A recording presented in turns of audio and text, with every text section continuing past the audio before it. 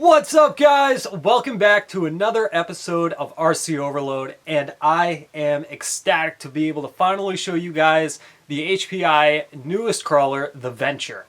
This thing looks incredible. Honest to God, it's got a lot of cool features on it. Overall, I'm just going to say now the quality is great on this thing. Now, of course, I haven't taken it out on the trail because I don't want to dirty it up for this yet, but I have taken a look at everything that's on it, and they did an outstanding job on this thing. And of course, we all know this thing has been highly anticipated for a long time now, but I definitely do think it's worth the wait. So, without further ado, let's get the intro done and over with and just get on with it, shall we?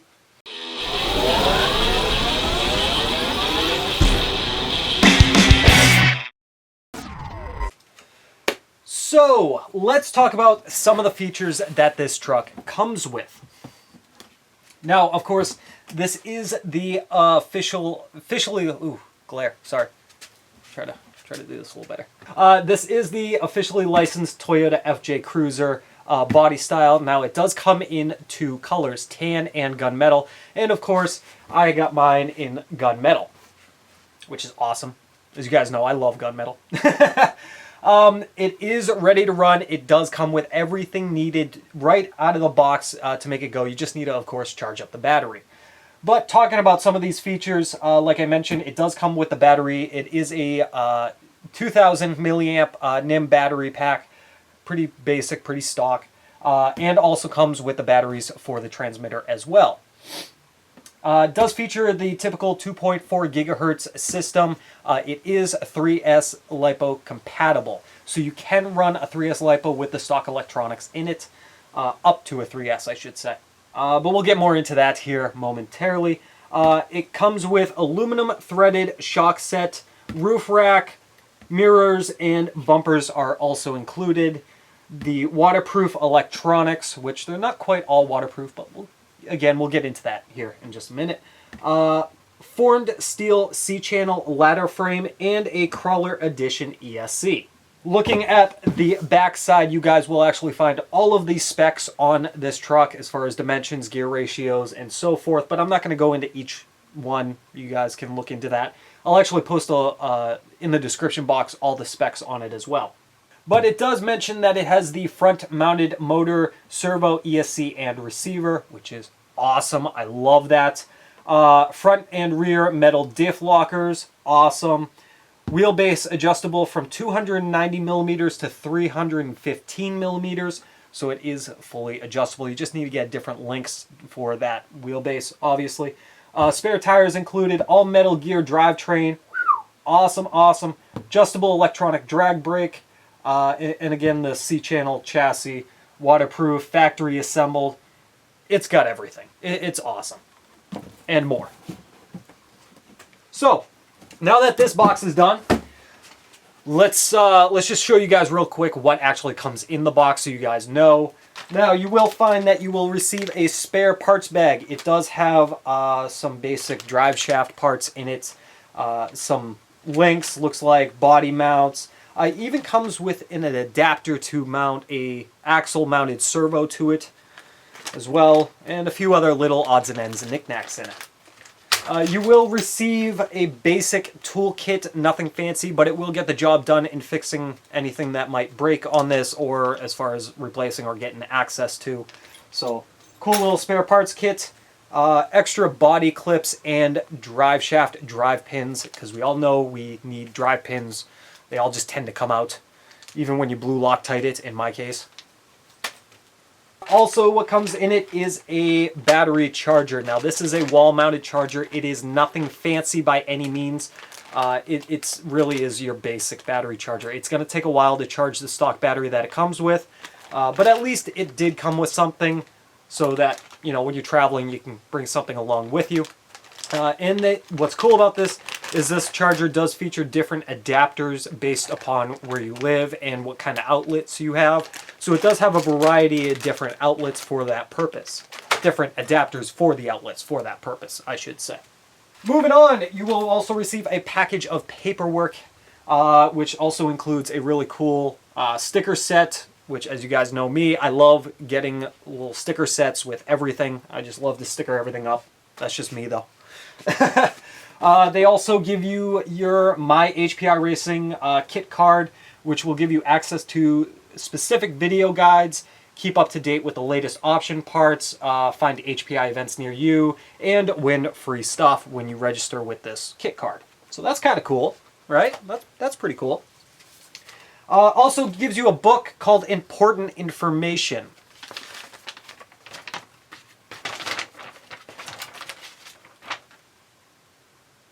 Have fun, but please read this first. So, there's that, and of course, the instructions manual, which, after looking at this thing, it is highly detailed. It really does go over everything, how to work everything in the truck. It goes over the different parts, how to set things up, like the drag brake options and what's like the best setup for it. And then it even breaks it down into each individual part and how it's assembled on the truck itself. So that's pretty cool. You will find a options part listing, so you get to see all the option parts that HPI Racing is eventually coming out with, like the aluminum lower link set, universal drive shafts, aluminum hub set, and so forth, and so much more. But kind of get into everything on this thing anyways. Last but not least is the controller. Now, overall, this is a pretty decent controller for a ready-to-run truck. It actually feels pretty good in the hand. It's got a nice, comfortable grip to it. One thing I always check when getting the ready-to-run controllers is how the steering actually feels. It's got a good set of springs in there for a good amount of resistance in the steering wheel. Comes with the foam pad, and it's big, too. So, like I said, it does feel comfortable. You got a nice little hand grip on the top. The antenna flips up. It also features all your steering adjustments and throttle adjustments, like your servo endpoint adjustments, your servo reversing for your channel 1, channel 2, and channel 3. On and off switch on the back, and your batteries go right in on the bottom that, again, are supplied with the truck. Now, the steering does stick out a little bit, but it's not bad at all. Again, it's nice and comfortable. As you can see, my thumb rests right on the inside of that. So, overall, not a bad controller for ready to run. So, with that being said, and we went over all of that, it is now time for the fun stuff. What this truck actually has in it. So, taking a look at this thing. This is really cool. There's a lot of detail in this truck right on the body itself. I mean, you got the plastic roof rack that's on here that's actually held in place with some body clips on the underside. So it is easy enough to replace. You have the plastic scale mirrors that are on here. Those are actually screwed in place. So just so you know. The stickers on this actually were well placed. Nothing's overlapping. Nothing's, off-centered or whatnot. They definitely took their time when, putting the stickers on and painting up this body to make sure it looked true and 100%. Sometimes you come across stickers where they're just like they're crooked or it's not centered, and that irritates me. But it's really cool to see that HPI took that time to make sure the body looked really good for us. The rear bumper does feature a tire carrier. The wheel is removable. There is a screw on the back side, or you can access the nut right behind the scale hub here. But in order to remove the body on the truck, not only do you have the 4 body clips and posts that you gotta, take apart as normal, but you also need to take apart the rear tire carrier, which really isn't that big of a deal. Normally you would have your body pin that's holding on the tire carrier here in the back corner. You would flip it up like so it swings up, and swing it out of the way. As you can see, the tire carrier actually is held on to the back side of the body for like a 5th attachment point, basically. Plus, it keeps everything nice and secure. The rear bumper does come with D-rings along with the front bumper on this thing. The front bumper does have holes in here, so you can add LED lights later on if you wanted to. And the plastic on these bumpers are actually of a high quality. They feel really stiff, really solid. It doesn't feel like that cheap plastic that you would find in some kits. So definitely the quality is there.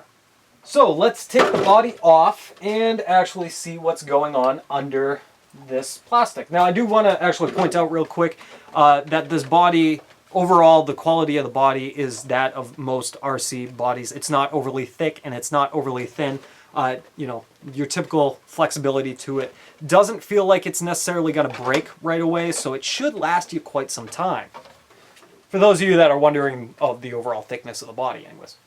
But moving on to this truck in general, I mean, it looks awesome. Everything is exposed. Looks easy enough to work on this entire truck, which is a really cool thing. So, real quick, let's talk about the rock rails. Now, the rock rails are of the same material as the bumpers, plastic, but they feel really stiff. They don't have a lot of flexibility to them whatsoever. And they are fully adjustable. So if you do get a different body and you want to keep the rock rails on here, you can adjust them in and out depending on the size of the body that you actually have. Now, one of the biggest things that you guys are going to notice as soon as you take the body off, like the box had mentioned, is the forward mounted electronics, which is really cool to see this on a ready to run like this. Now, everything is in the front for two reasons. One, for that scale realism of having a motor and a transmission up front, but it also helps keep the weight more shifted towards the front of the truck to help with better traction and crawlability. Especially when you're going up hills and so forth, you want that extra weight up front. Now, they did put the battery mount in the back. The battery mount, I do want to let you guys know, and I did play around with this a little bit. The battery mount works just the way it is like this with the stock battery, no problem. However, if you do want to put in a LiPo battery in this, you will need to take off these clamps here on the top. They are very easy to remove. There's one screw per clamp on it. Otherwise, you're really not going to fit a battery in there comfortably, the square, 2S or 3S LiPo batteries in there. Another thing that I found out about this battery tray is the fact that this only seemed to work well with my 2S soft packs that I had. I tried it with a 2S soft pack and a 2S hard pack and a 3S LiPo, and unfortunately only the 2S soft pack actually worked. The hard pack is just a little bit too tall for this upper strap here to fit comfortably, as it does only have one position. And I do want to mention that there is a body clip that actually holds this in place. So you will need to remove the body clip like so, pull the tab up and out of the way, and swing the clamp style up and be able to get your battery in. But because it's not adjustable, it's one size setup, I was only able to get my 2S soft pack in here. Now, there are spots on this. There is enough room to where you could actually add in battery straps to hold the bigger batteries in, obviously. The tray itself is of most battery pack sizes, so you shouldn't really worry about overall width and length. It's just the height of the battery is what becomes the issue. So let's get right down to the nitty gritty of the electronics that are in this truck. We'll start off with the HPI Racing 540 sized 35 turn brushed motor, which is a very common sized motor in RC crawling and should do very well, especially with the gear ratios that they were listing on this thing. This should do extremely well for low crawling. And really shouldn't run into too many issues. So I'll be interested to see how well this 35 turn brushed motor works and how well the whole system works when we actually take it out, hopefully this weekend. Now, moving on from that, we have the steering servo. I do want to mention that I saw on HPI Racing's website that they do say that the steering servo is water resistant. It's not actually waterproof. So just be cautious about that. You'd be fine to run through some puddles, getting it wet and so forth, but if you submerge it, it could run into some issues. So figured I'd put that out there for you. As far as the specs go on this steering servo, at about 4.8 volts, it puts out roughly 50 ounces of torque. At 6 volts, it puts out 90 ounces of torque. So it's kind of average for most ready-to-run crawlers, but it is definitely something I'm going to consider upgrading here later on, especially when I put in some bigger tires on this and add more weight to the truck overall. Now, this is a chassis-mounted servo, but we will get into that here momentarily. Now, next we have the waterproof receiver. Now, this receiver is waterproof according to HPI Racing. It is a 3-channel receiver, plus it's got the bind port on it for binding up the controller and so forth like that. So technically, you actually have like a 4-channel receiver for lights and stuff. You have those 2 extra ports, the channel 3 and a bind, which is pretty cool. So go have fun. Go add all the lights you want. Moving on to the ESC. Now this is HPI Racing's Crawler Spec SC3S WP3 waterproof ESC. That is a mouthful. Just call it like waterproof ESC. This ESC is capable of running, like I had mentioned, up to a 3S LiPo. You simply just move the pin into the LiPo mode here on the top of the ESC if you're not running the NIMS anymore. And it has 3 drag brake options. Again, you just move the pin to the amount of drag brake that you want to set it to that setting. You can also run 5 to 9 cell NIM battery packs in this as well if you're not going to be running LiPos. So just figured I'd put that out there for you guys as well. So as far as the electronics go, not bad. Pretty standard with most ready-to-run trucks. Nothing over the top, but it is cool to see that most of the stuff is all waterproof or at least water resistant. So you don't have to necessarily worry too much about that. But moving on from that, let's talk a little bit about the drivetrain system because this has some really cool stuff about it. Now, as you guys will notice that the transmission on this does stick down far into the frame. They did this for 2 reasons, to help keep the low center of gravity down, plus keep the driveline axles as straight as possible. Now, this does feature a transfer case here in the middle with an all-metal drive shaft that goes from the transmission to the transfer case. Now, as far as the transmission goes, they actually use their main gear set from the Savage XS Flux truck. So when you are running on 3S LiPo, you really shouldn't have to worry too much about blowing the gears on this. Plus, it also features an easily accessible slipper clutch, right? No more do you have to pull the cover off to get to the main gear to adjust the slipper clutch on it.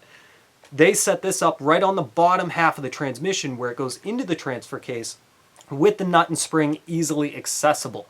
So just take the body off, get your wrench in there, and make the adjustments as needed on the fly, which is really, really cool.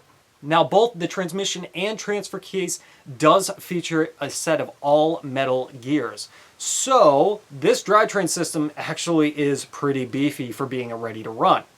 The drive shafts that are on here are actually like part plastic, part metal. The outputs of the drive shafts are all metal, while the body itself is plastic. Now, in my spare parts bag, it came with extra drive shaft parts in it, but I do know from reading the book that HPI Racing is going to be releasing a set of all metal drive shafts for the HPI Venture here at some point.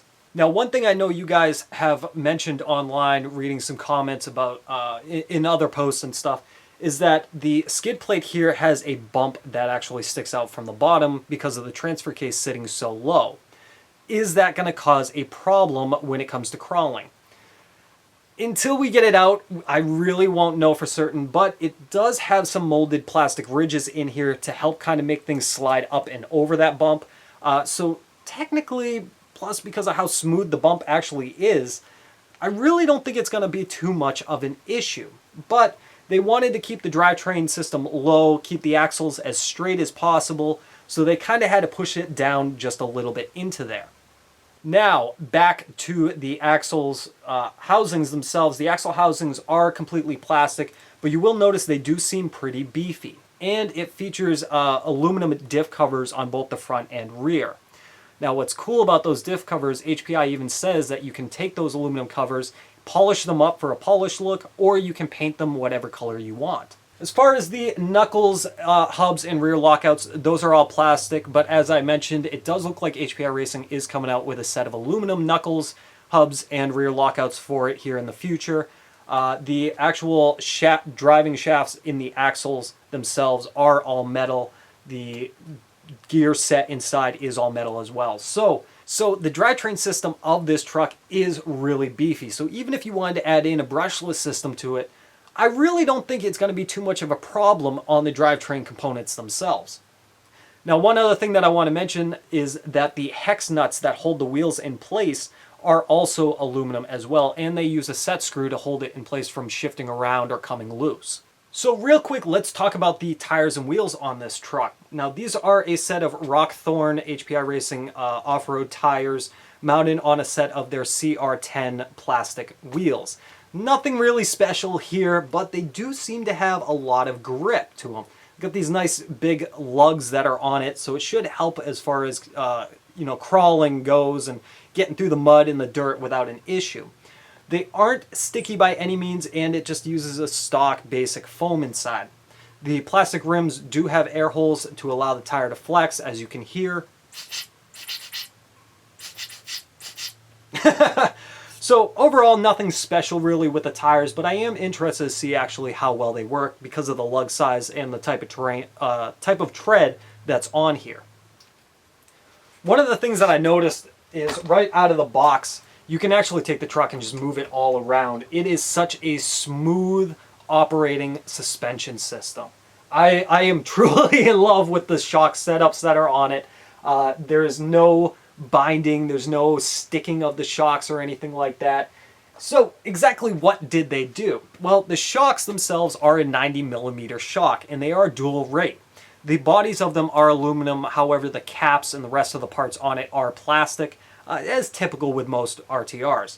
But again, it is a very smooth operating shock, which I'm very, very happy about. I've come across too many stock shocks that just suck. They are fully adjustable, so you can tighten the stiffness of them or replace the shock fluid easily enough in it if you wanted to change that out.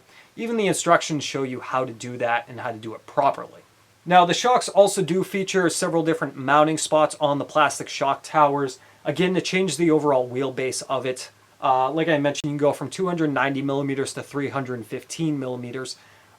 In the wheelbase, depending on the body size that you're actually using on this truck. As far as the links go, it does have plastic links. Nothing we can do about that, but it is pretty typical of RTRs to have plastic links in their crawlers. However, the plastic links in this actually feel pretty sturdy. Some of you guys might remember with the original SCX-10 links on those, they would just flex like crazy. There was nothing supportive about them whatsoever. The whole axle would shift up and down as you're trying to crawl over things. But from what I can tell, these seem to be a bit stiffer than those before. Now, they are a 3-link setup in the rear, and again, I do know that HPI Racing is coming out with a 4-link setup here in the future. Now, both the links and the shocks are attached to a set of aluminum mounts that actually wrap around the axle housings themselves. Doesn't seem like they want to shift around any. I mean, I'm putting some serious pressure on there, and they aren't sliding on the housing of the axle whatsoever, so they do seem to clamp pretty well. And again, those can be painted or polished depending on what you want to do. Now it's on to one of the coolest features about this truck, the steering setup in it. Now, as I had mentioned, the steering servo is a chassis-mounted steering servo, and it actually comes with a steering saver in it. So it is fully adjustable, and it is easy enough to access it right from underneath here. So if you need to tighten it or loosen it on the go, it's easy enough to do that. And that's not something that's typically found in most crawlers anyways. But not only that, but they actually set up their steering to what they call the BTA, a behind the axle steering. And what I mean by that is if you take a look at the underside here, you'll notice that the steering linkage that connects both wheels together is behind the axle.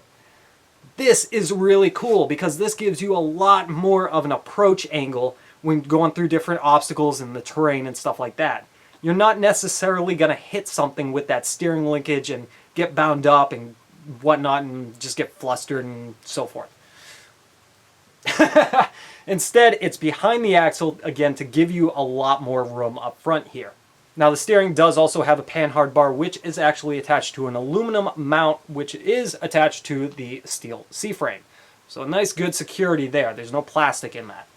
All the linkages on the steering system are all metal, so again, you don't have to worry about anything bending or breaking under pressure, which is really cool. Well, guys, that pretty much does it for the overview. Hopefully I covered everything about this truck. trying to go back and think. I don't think I missed anything, but if I did, I'll make sure it's in the description box for you guys. Overall, I am, again, very impressed with this truck. It looks to be an amazing, ready-to-run crawler from HPI Racing. You know, hey, better late than never, right? So, alright guys, if you have any questions or comments about this truck, feel free to post them down below in the comments section. I'll do my best at getting back to you as quickly as possible. Don't forget to like this video, share it, and if you're not subscribed, feel free to hit that subscribe button. So hopefully this weekend we'll be able to take this thing out. I am extremely eager to try this thing. Plus I got the ECX Barrage that I just finished up that I also want to take out and test and see how well that does. So it looks like we'll have some cool videos here coming up. But that's it for now, guys. Until next time, I'll see you on the next RC Overlook. Later.